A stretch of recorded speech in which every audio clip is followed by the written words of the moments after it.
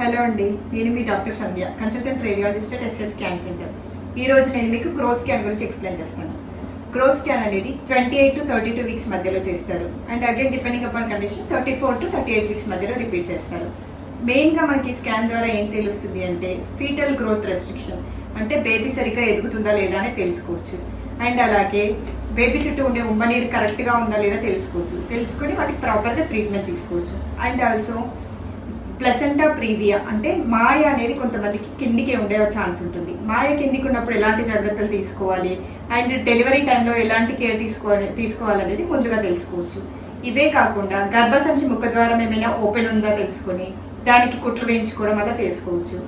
And also దీన్ని BPP scan and doppler స్కాన్తో combine చేయడం వల్ల బేబీకి బ్లడ్ సప్లై ఎలా ఉంది అండ్ బేబీ మూమెంట్స్ ఎలా ఉన్నాయి అనేది మనం తెలుసుకోవచ్చు.